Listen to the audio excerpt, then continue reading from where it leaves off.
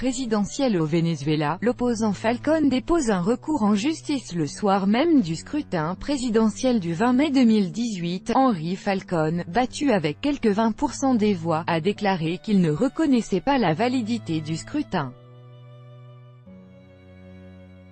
Reuters, Marco Bello. L'élection présidentielle anticipée du 20 mai dernier a été marquée par une forte abstention et par la victoire de l'actuel chef de l'État, Nicolás Maduro, avec un peu plus de 6 millions de votes contre près de 2 millions de voix pour son principal adversaire, Henry Falcón.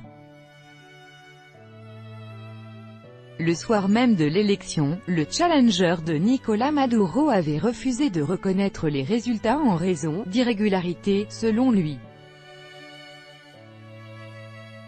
Le candidat s'est finalement rendu ce mercredi 30 mai au tribunal suprême de justice, la plus haute instance judiciaire du pays, pour déposer un recours contre les résultats de l'élection.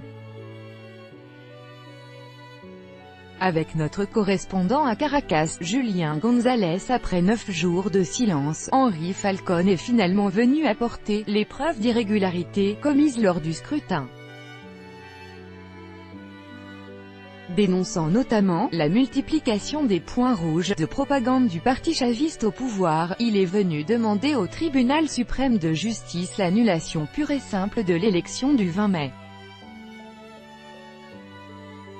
Ce que nous espérons, c'est que de nouvelles élections soient convoquées, car pour nous, et ce devrait être aussi le cas pour ce plus haut tribunal de la République, ces élections n'ont pas existé, elles doivent être déclarées nulles en raison des vices et des délits qui ont été commis pendant le processus électoral. Non seulement les accords qui avaient été conclus ont été ignorés, mais surtout la loi et la Constitution ont été violées. Changer le pays, l'ancien candidat a assuré qu'il utiliserait toutes les voies juridiques possibles au Venezuela comme ailleurs. Et il promet de poursuivre le combat pour changer le pays. La semaine prochaine, nous allons parcourir le pays et nous allons aussi entamer une tournée internationale parce que nous allons présenter les mêmes plaintes devant les organismes internationaux.